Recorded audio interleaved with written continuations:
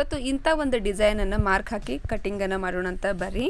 ಈಗ ನಾನು ನೆಕ್ನ ತೊಗೊಂಡಿರೋದು 2.3, ಇನ್ನು ಶೋಲ್ಡರ್ ತೊಗೊಂಡಿರೋದು 3 ಇಂಚು, ಇನ್ನು ಮತ್ತೆ ನಾನು ನೆಕ್ನ ತೊಗೊಂಡಿರೋದು ಫುಲ್ ಲೆಂತ್ 8.5 ಇಲ್ಲಿಂದ ಹಿಡಿದು ನಾನು ಒಂದು ಅರ್ಧ ಇಂಚಿಗೆ ಹೀಗೆ ಮಾರ್ಕನ್ನು ಹಾಕ್ಕೊಂಡು ಸ್ಕ್ವೇರ್ ಬಾಕ್ಸನ್ನು ಮಾಡ್ಕೊಳ್ತೀನಿ. ಈ ಒಂದು ಬಾಕ್ಸ್ ನಿಮಗೆ ಹೆಲ್ಪ್ ಆಗಲಿ ಅಂತ ಹೇಳಿ ನಾನು ಮಾಡಿರೋದು ಹೀಗೆ. ಸೊ ಈ ರೀತಿ ಒಂದು ಬಾಕ್ಸನ್ನು ಮಾಡಿಕೊಂಡು ಆ ಬಾಕ್ಸಿಂದನೇ ಹಿಡಿದು ನಾವು ಕೆಳಗಡೆಯಿಂದ ಡೌನ್ನ ತೊಗೋಣ. ಇಲ್ಲಿ ಮತ್ತೆ ಮೇಲ್ಗಡೆಯಿಂದ ಒಂದು ಅರ್ಧ ಇಂಚನ್ನು ನಾನು ತೊಗೊಳ್ತಾ ಇದ್ದೀನಿ. ಮತ್ತು ಇಲ್ಲಿಂದ ಹಿಡಿದು ಮತ್ತೆ ಒಂದು ಅರ್ಧ ಇಂಚನ್ನು ತೊಗೊಂಡು ಮಾರ್ಕ್ ಹಾಕೋಣ. ಶೇಪ್ ತೊಗೋಬೇಕಾಗ್ತದೆ ಅಷ್ಟೇ. ಬಿಗಿನರ್ಸಿಗೆ ಬಹಳ ಕಟ್ಟಿಂಗ್ ಸ್ವಲ್ಪ ಕಷ್ಟ ಆಗ್ತದೆ ಅಂತ ಹೇಳಿ ಕೇಳಿದ್ರಿ. ಮೊನ್ನೆ ಈ ಒಂದು ಪ್ಯಾಟರ್ನ ನೋಡಿದಾಗ ಸ್ವಲ್ಪ ನೀವು ಮಾರ್ಕ್ನ ಹಾಕಿ ಯಾವ ರೀತಿ ಹಾಕಿದಿರಿ ಇಂಚಸ್ ಎಲ್ಲ ತೊಗೊಂಡು ನಮಗೂ ಸ್ವಲ್ಪ ಈ ಒಂದು ವಿಡಿಯೋನ ಶೇರ್ ಮಾಡಿರಿ ಅಂತ ಹೇಳಿದ್ರಿ.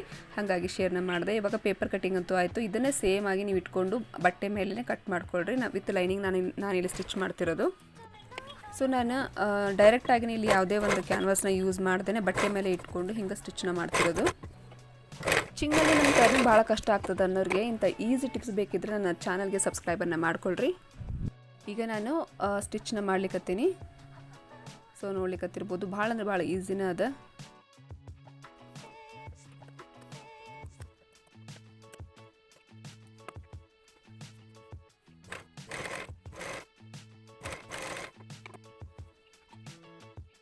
ಈಗ ಬಟ್ಟೆನ ಟರ್ನ್ ಮಾಡ್ಕೊಳ್ಳೋಣ.